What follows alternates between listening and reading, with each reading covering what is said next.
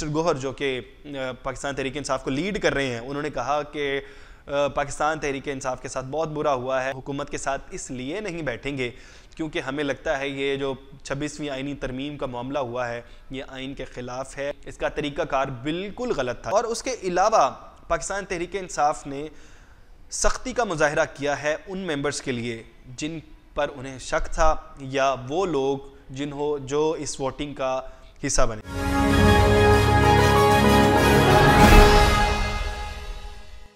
अस्सलाम वालेकुम, पाकिस्तान खबर के साथ मैं हूं हमजा जावेद। नाजरीन, पाकिस्तान तहरीक इंसाफ 26वीं आईनी तरमीम के बाद हरकत में आ गई है और पाकिस्तान तहरीक इंसाफ ने अपनी पोजीशन तब्दील कर ली है। पहले पाकिस्तान तहरीक इंसाफ ने कहा था कि खुसूसी पार्लिमानी इजलास में हम शिरकत करेंगे, जो कि 26वीं आईनी तरमीम के बाद तमाम सियासी जो पार्टियां हैं उनके लोगों ने शिरकत करनी थी और कहा यह गया था कि पाकिस्तान तहरीक इंसाफ भी इस रुकनीत में शामिल होगी और अपने जो मेंबर्स हैं वो देगी और जो खुसूसी पार्लिमानी कमेटी का इजलास होगा पाकिस्तान तहरीक इंसाफ शामिल होगी। लेकिन अब पाकिस्तान तहरीक इंसाफ ने इस पूरी पार्लिमानी के तमाम मामले से जो इजलास होगा, पार्लिमानी कमेटी का इजलास होगा, इससे अलग रहने का फ़ैसला कर लिया है और पाकिस्तान तहरीक इंसाफ अब मज़ीद जो हुकूमत और हुकूमत के नुमाइंदों के साथ मिल बैठना नहीं चाहती। जब वजह पूछी गई कि आप लोग क्यों नहीं बैठना चाहते हैं तो बैरिस्टर गोहर जो कि पाकिस्तान तहरीक इंसाफ को लीड कर रहे हैं, उन्होंने कहा कि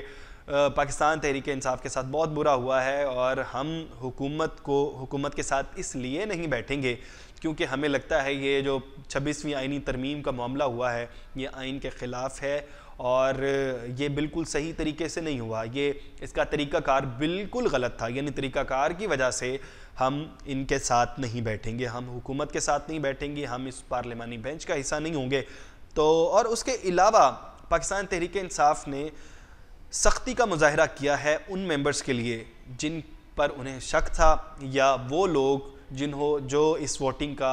हिस्सा बने, क्योंकि पाकिस्तान तहरीक इंसाफ के बिना ये मुमकिन ही नहीं था कि ये 26वीं आईनी तरमीम पास हो जाए। लेकिन पाकिस्तान तहरीक इंसाफ के लोग मौजूद थे जिन्होंने वोट दिया 26वीं आईनी तरमीम के लिए, जिसके ऊपर बहुत खुश थे। फैसल वाडा साहब बड़े खुश थे। फैसल वाडा साहब कहते हैं कि भाई हमारे पास बंदे पूरे हो गए और किसी ने आना है तो आ जाएं। आपको पता है फैसल वाडा साहब किन के आदमी हैं और बहुत मुश्किल था ये सारा मामला, लेकिन हुकूमत ने बहुत चतुराई दिखाई और जो है ये मामला किसी तरह से उन्होंने कवर कर लिया और क्रेडिट दिया गया ज़्यादातर बिलावल भुट्टो साहब के। बिलावल भुट्टो साहब ने इस मामले के अंदर सबसे ज़्यादा जो है वो दौड़ें लगाई हैं और काम किया है। हालांकि वज़ीर आज़म की दौड़ें लग गई थी इन तमाम मामले के पीछे। वज़ीर आज़म बगैर प्रोटोकॉल के चले गए थे मौलाना साहब के पास कि ये मामला इस तरह से है, आप हमारे साथ बैठें, आप पाकिस्तान तहरीक इंसाफ के साथ ना मिलें। लेकिन बहरहाल पाकिस्तान तहरीक इंसाफ ने उनके खिलाफ कार्रवाई का फ़ैसला किया है और ये पार्लिमानी जो इजलास में शरीक ना होने का फ़ैसला किया है और एलामिया जारी किया है पाकिस्तान तहरीक इंसाफ ने सियासी कमेटी के इजलास के बाद कि इनके ख़िलाफ़ हम जो है वो प्रॉपर कार्रवाई करेंगे और बाकी जो है जो इनकी बुनियादी रुकनीत बिल्कुल जो है वो मुअत्तल कर दी जाएगी, मनसूख कर दी जाएगी और ये हमारी पार्टी का हिस्सा नहीं होंगे। इनका जिन लोगों ने वोट दिया है इनका हमारे साथ कोई ताल्लुक़ नहीं होगा। पाकिस्तान तहरीक इंसाफ के ये मज़ीद मेंबर नहीं रहेंगे, ये जितने लोग भी जिन्होंने वोट दिया है।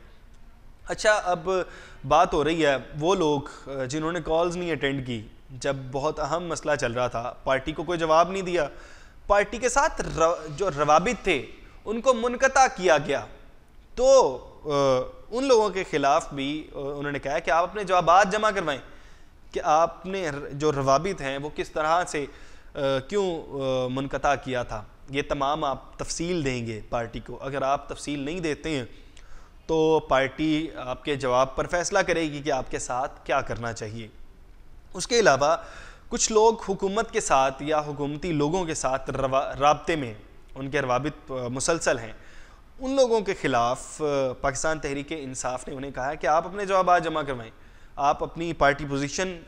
वो वाज़े करें, आप उनके साथ किस पोजीशन में बात कर रहे हैं वो वाज़े करें। अगर आप ये तमाम चीज़ें वाज़े नहीं करते हैं तो कार्रवाई की जाएगी और उसके बाद अगर आप वाज़े कर देते हैं कि क्या वजह है, क्यों रवाबित आपके कायम किए जा रहे हैं, क्योंकि पाकिस्तान तहरीक इंसाफ को तमाम चीज़ों का पता है कि कौन लोग किस तरह से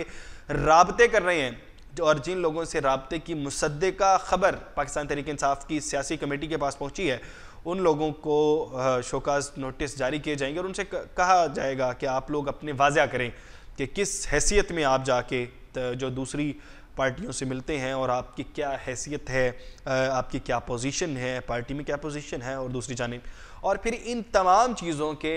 वो कहते हैं कि जब जवाब जमा हो जाएंगे पार्टी के पास, तो पार्टी फिर फैसला करेगी कि इन तमाम लोगों का क्या करना है, क्या इन्हें पार्टी में रहने देना है, पार्टी के ख़िलाफ़ अगर इन्होंने कोई काम किया है तो इन्हें पार्टी से निकाल दिया जाएगा, इनकी रुकनीत भी मुअत्तल कर दी जाएगी, मनसूख कर दी जाएगी। और इससे पाकिस्तान तहरीक इंसाफ चाहती यह है कि उनके पास कम लोग हों लेकिन वो लोग हों जो पार्टी के साथ सिंसियर हैं। तो बहरहाल ये बुरी ख़बर है उन लोगों के लिए जिन्होंने वोट दिया या किसी भी तरह से हुकूमत के साथ रवाबित जिनके बढ़ रहे हैं, क्योंकि इस तरह से पाकिस्तान तहरीक इंसाफ के लोग हुकूमत में जा सकते हैं। जैसे कि कल भी एक शख्स ने वहाँ पर जाने का, एक पार्टी के बड़े अहम मेंबर ने वहाँ पर जाने का फैसला किया और ये पहले से चल रहा था। बहुत से लोगों ने प्रिडिक्ट कर दिया था कि ये शख्स जो है ये वहाँ पर जा सकते हैं और उनकी सरगर्मियों के बारे में पहले से इल्म हो गया था, इसीलिए पार्टी अभी मॉनिटरिंग करेगी बाकी तमाम लोगों को। आप क्या सोचते हैं, क्या ये फ़ैसला दुरुस्त है पाकिस्तान तहरीक इंसाफ का कि वो जैसे कि पहले उन्होंने बायकॉट किया था असम्बली का